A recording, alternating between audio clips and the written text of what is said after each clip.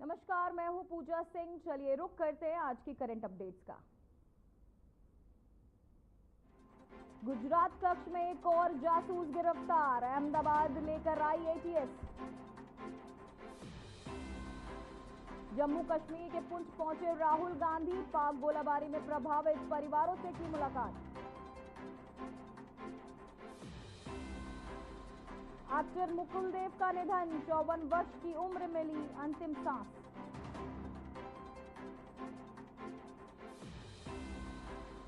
RCB के कप्तान रजत पाटीदार पर एसआरएच के खिलाफ मैच में स्लो ओवर रेट के लिए लगा 24 लाख का जुर्माना। झारखंड के लातेहार में मुठभेड़ में 2 नक्सली ढेर, 1 गिरफ्तार। केरल, महाराष्ट्र, गोवा और गुजरात के कई हिस्सों में भारी बारिश की चेतावनी।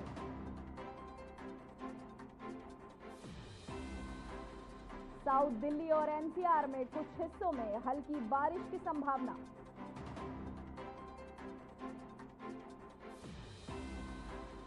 बीसीसीआई आज करेगी भारत के नए टेस्ट कप्तान और इंग्लैंड के दौरे के लिए टेस्ट टीम का ऐलान। कांग्रेस आज से 31 मई तक देश भर में करेगी जय हिंद सभा, सशस्त्र बलों की वीरता को करेगी सलाम। अब वक्त हो चुका है आज की कुछ खास बड़ी खबरों का। तो वहीं लखनऊ से खबर सामने आ रही है, जहां सीएम योगी की योजनाओं का करेंगे शुभारंभ। बेसिक शिक्षा विभाग की योजनाओं का करेंगे शुभारंभ। 26 मई को लोक भवन में शुभारंभ करेंगे सीएम। 38 कंपोजिट मॉडल विद्यालयों का होगा शिलान्यास। 67 अधिक कंपोज विद्यालयों का भी करेंगे शिलान्यास। 5248 विद्यालयों में आईसीटी लैब होगी स्थापित। 503 विद्यालयों में डिजिटल लाइब्रेरी की भी होगी स्थापना।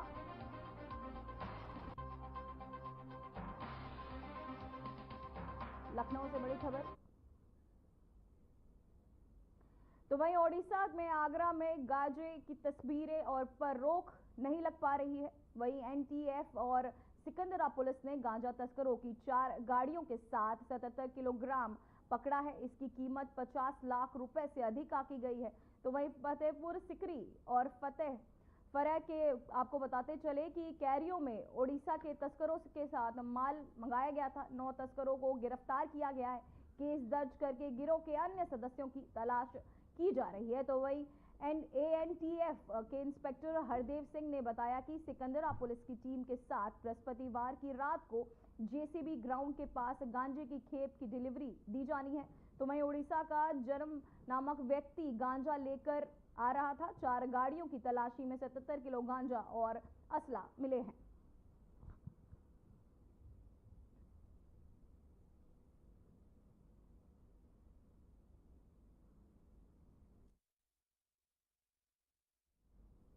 तो वहीं लखनऊ से खबर सामने आ रही है, जो 29 मई को यूपीपीसीएल अलर्ट। 29 मई को कार्य बहिष्कार करेंगे कर्मचारी, बिजली आपूर्ति पर पड़ सकता है असर। वैकल्पिक तैयारियों में जुटा यूपीपीसीएल। तो वही वितरण कंपनियों से मांगी गई है रिपोर्ट। बिजली सब स्टेशन पर होगी वैकल्पिक व्यवस्था। यूपीपीसीएल चेयरमैन ने कर्मियों को दी चेतावनी। लखनऊ से बड़ी खबर, जहां आपको बताते चले यूपीपीसीएल चेयरमैन ने कर्मियों को दी है बड़ी चेतावनी। जहां बिजली सप्लाई बाधित की तो होगा एक्शन। जहां चेतावनी देते हुए बिजली सप्लाई को बाधित होगा तो उस पर एक्शन लिया जाएगा। साथ ही आपको बता दें,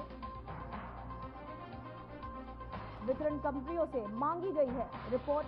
बिजली सब स्टेशन पर होगी वैकल्पिक व्यवस्था। बिजली आपूर्ति पर पड़ सकता है असर। बिजली सप्लाई बाधित होगी तो लिया जाएगा एक्शन। तो वहीं आगरा के हरिपर्वत थाना क्षेत्र में स्थित एक हॉस्पिटल में डॉक्टर भीमराव अंबेडकर की तस्वीर वाली टाइल को फर्श पर लगाने के मामले ने बड़ा खुलासा हुआ है। पुलिस जांच में सामने आया है कि यह विवाद हॉस्पिटल के चौकीदार राकेश के तहत रची गई सुनियोजित साजिश थी। पुलिस के अनुसार चौकीदार राकेश का सरकार नर्सिंग होम में निजी विवाद चल रहा था। इसी विवाद के चलते उसने अपने सहयोगी अनिल करदम के साथ मिलकर टाइलें खुद लगवाई और उन्हें जानबूझकर क्षतिग्रस्त किया गया। इसके बाद उसने भीम आर्मी को सूचित कर माहौल बिगाड़ने की कोशिश की। घटना के बाद क्षेत्र में तनाव फैल गया और भीम आर्मी ने जमकर विरोध प्रदर्शन किया। अंबेडकर की टाइल फर्श पर लगाने का ये पूरा मामला, जहां पुलिस जांच में एक बड़ा खुलासा, हॉस्पिटल चौकीदार ने की थी साजिश।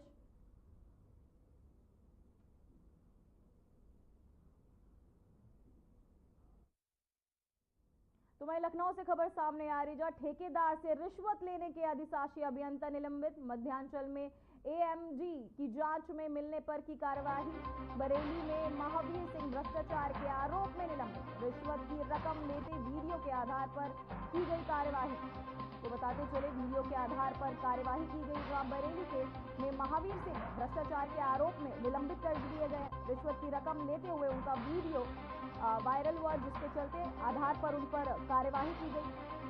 तो आपको बताते चले, महावीर सिंह पर भ्रष्टाचार के चलते कार्यवाही, रिश्वत की रकम लेते हुए वीडियो के चलते कार्यवाही की जा रही है। ठेकेदार से रिश्वत लेने के अधिशासी अभियंता निलंबित। मध्यांचल की एमडी ने जांच में मिलने पर उन्हें दोषी पाने पर किया निलंबित।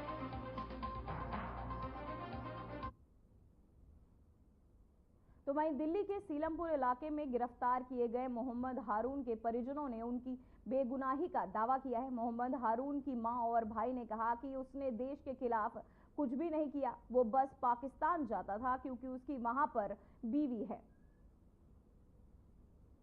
तो वहीं घर वालों का रो का बुरा हाल, जहां नोएडा से गिरफ्तार हारून, यूपी एटीएस ने पाक जासूस को किया गिरफ्तार। नोएडा से गिरफ्तार हारून मां और भाई ने बताया बेगुनाह। मां और भाई लगातार हारून को बेगुनाह बता रहे हैं। पाक में बीवी रहती थी, जिससे वो पाकिस्तान मिलने जाया करता था, जिसे लेकर आपको बताते चले, मां और भाई ने बताया बेगुनाह। तो वहीं खबर बरेली से है, जहां डीआईजी अजय साहनी ने बरेली के कैंट और भोजीपुरा थानों का दौरा कर व्यवस्थाओं का निरीक्षण किया है। इस दौरान उन्होंने थानों में अभिलेखों की जांच की और पुलिस व्यवस्था की समीक्षा की। तो वहीं निरीक्षण के दौरान बाउंड्री वॉल के सौंदर्यीकरण कार्य का, वाटर कूलर के लोकार्पण का भी आयोजन किया गया, जिसमें थाने में आने वाले लोगों और कर्मियों को सुविधाएं मिल सके। इस मौके पर एसपी उत्तरी और सीओ हाईवे भी उपस्थित रहे। तो वहीं अधिकारियों ने साफ सफाई, सुरक्षा व्यवस्था और जनता के प्रति पुलिस के व्यवहार को और बेहतर बनाने पर जोर दिया है।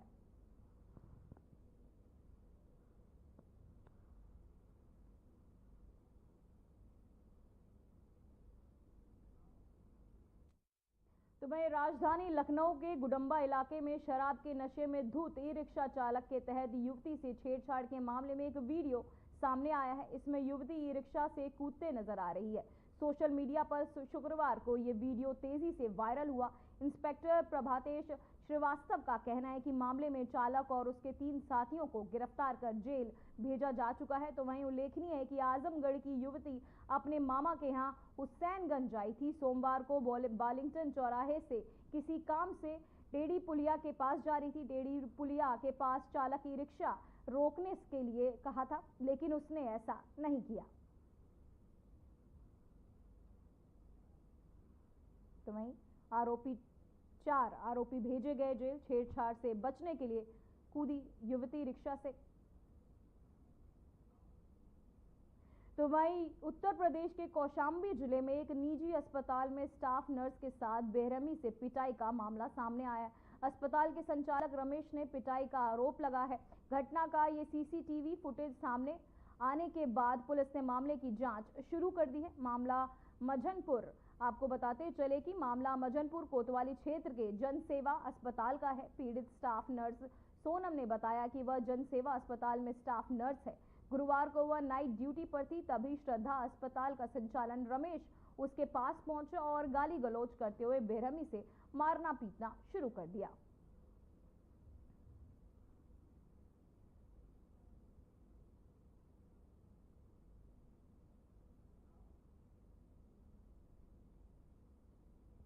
तो वहीं शहरी परिवहन निर्देशालय ने पब्लिक प्राइवेट पार्टनरशिप मॉडल के तहत प्रदेश के 16 प्रमुख शहरों में 320 पब्लिक चार्जिंग स्टेशन स्थापित करने की योजना शुरू की है।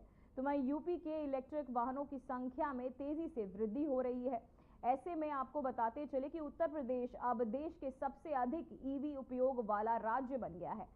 नए चार्जिंग स्टेशन बाजारों, रेस्टोरेंट और अन्य भीड़भाड़ वाले क्षेत्रों के पास स्थापित किए जाएंगे। चार्जिंग स्टेशनों का डिजाइन, निर्माण, संचालन और रखरखाव निजी क्षेत्र के चार्ज पॉइंट ऑपरेटर के तहत किया जाएगा। वहीं सीपीओ और बिजली बिल, कर और बीमा का भुगतान करना होगा। साथ ही सुरक्षा और उपभोक्ता सेवा सुनिश्चित करनी होगी। हर स्टेशन के लिए 180 वर्ग फीट जमीन उपलब्ध कराई जाएगी। इन स्टेशनों पर फास्ट और स्लो चार्जर लगाए जाएंगे जो 2 व्हीलर, 3 व्हीलर और 4 व्हीलर के लिए उपयुक्त होंगे।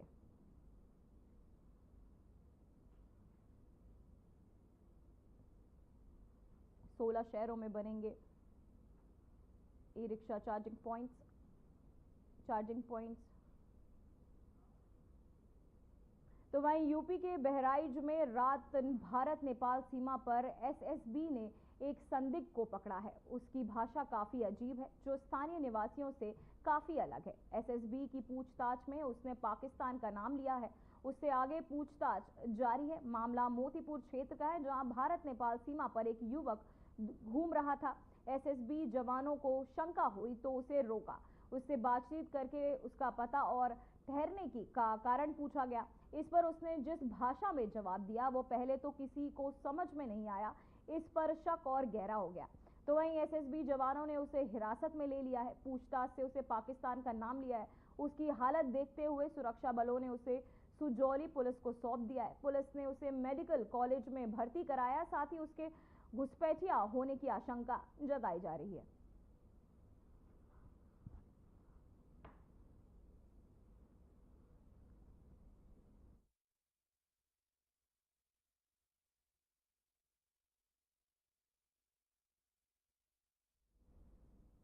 तो वहीं शाहपुर थाना क्षेत्र में देर रात को पशु तस्करों की तस्करी रुकवाने के दौरान पुलिस और अपराधियों के बीच हुई मुठभेड़ में कुख्यात तस्कर शाहब अंसारी गोली लगने से घायल हो गया।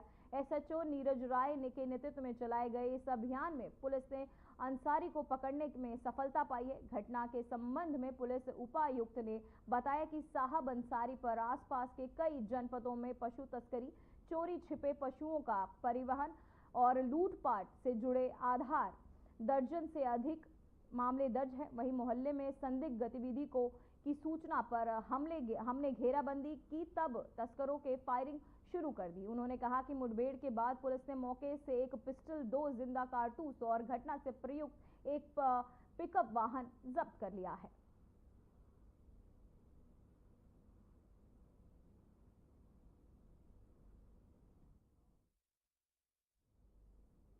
तो वहीं उत्तर प्रदेश के देवरिया जिले में एक दर्दनाक हादसा हो गया। लाड़ थाना क्षेत्र में जमुआ गांव में शेड लगाने के दौरान बिजली के करंट की चपेट में आने से 3 लोगों की मौत हो गई, जबकि 5 अन्य घायल गए। वहीं सभी घायलों को इलाज स्थानीय अस्पताल में जारी है। तो वहीं जिलाधिकारी दिव्या मित्तल ने हादसे की पुष्टि करते हुए बताया, कुछ लोग शेड डालने के लिए लोहे का पोल लगा रहे थे। इसी दौरान वह पोल ऊपर से गुजरे। वही आपको बताते चले, इसी दौरान वे पोल के ऊपर से गुजरे, बिजली के तार से छू गया, जिससे करंट फैल गया और ये हादसा हो गया। घायलों का तत्काल अस्पताल पहुंचाया गया, जहां उनका इलाज चल रहा है। स्थिति पर नजर बनाए हुए जिला प्रशासन ने पूरे मामले की जांच के आदेश दिए हैं।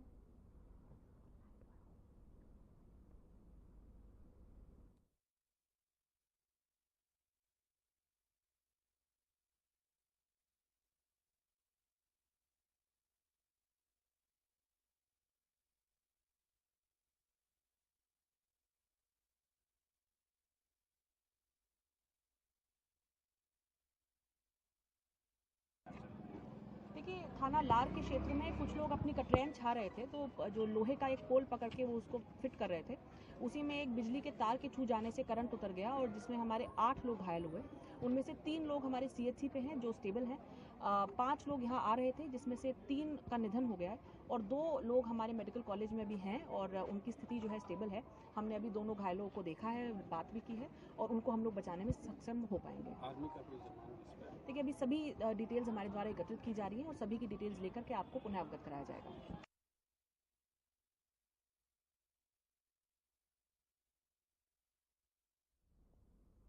वहीं जल जीवन के तहत अधिकारियों पर योगी सरकार अब सख्त होती हुई नजर आ रही है। देखिए इस पर हमारी एक रिपोर्ट।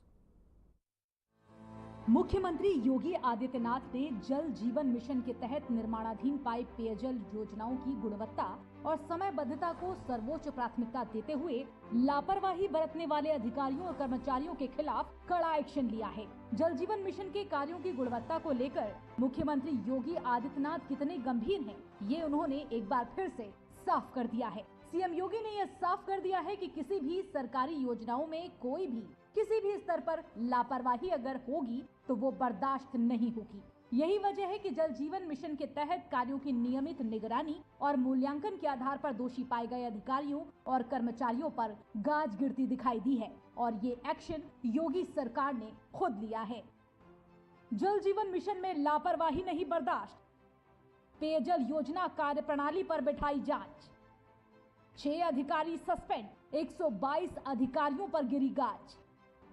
घोर लापरवाही पर सीएम योगी का सख्त एक्शन।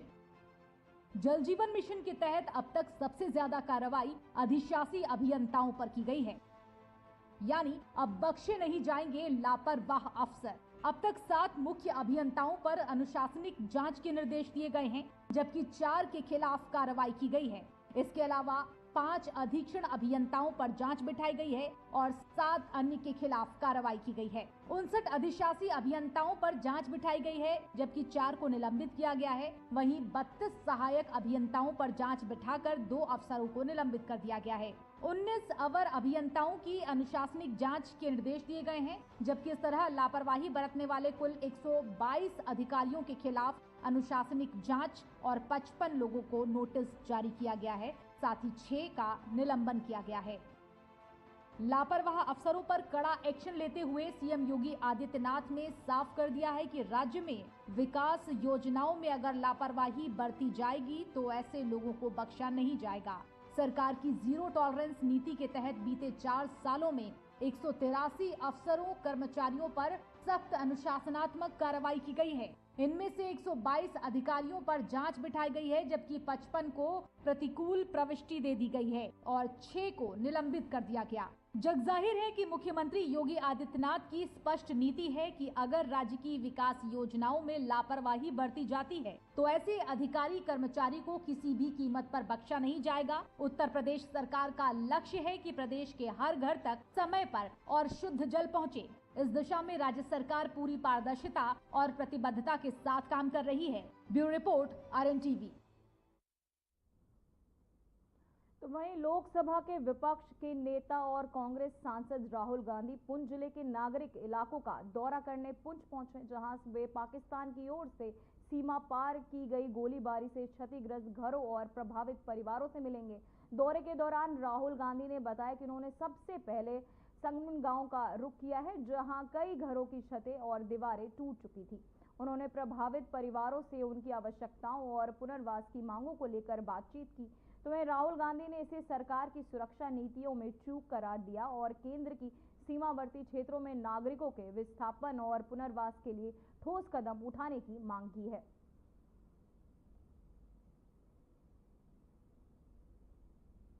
राहुल गांधी का ये पुंछ दौरा।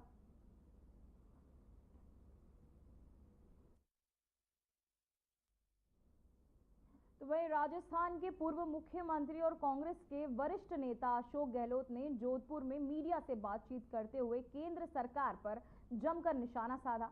उन्होंने कहा कि राहुल गांधी और सोनिया गांधी पर परिवर्तन निर्देशालय के तहत दर्ज मामला पूरी तरह बेबुनियादी और राजनीतिक द्वेष से प्रेरित है। गहलोत ने कहा, जिस मामले में केस दर्ज किया गया है वो एक ऐसा अखबार है जिसे हमने 90 साल पहले शुरू किया था।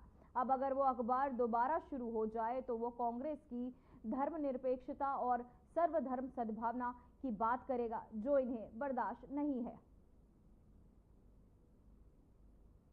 तो जानबूझ करके सोनिया जी पर, राहुल गांधी पर, चाहे वो ईडी का मुकदमा हो जिसमें कोई दम नहीं है। 1938 के अंदर 90 साल पहले अखबार हमने शुरू किया, शुरू किया कि एक बार चलते हैं कि एक बार बंद करने पड़ते हैं, वापस हो जाते हैं। वो प्रयास कांग्रेस ने किया कि नेशनल हेराल्ड को वापस हम शुरू करें। तकलीफ एक्चुअल में वो हो रही है इनको कि ये अखबार वापस शुरू होगा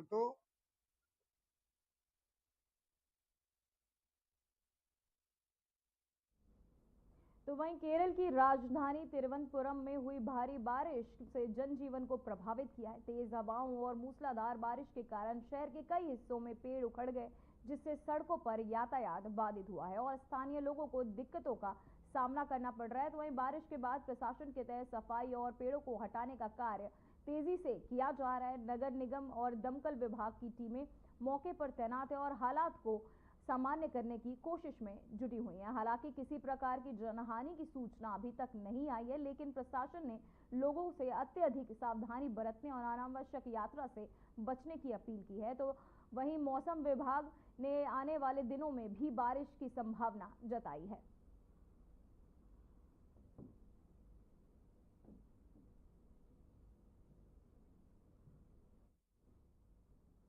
प्रशासन ने शुरू की सफाई कार्यवाही। बारिश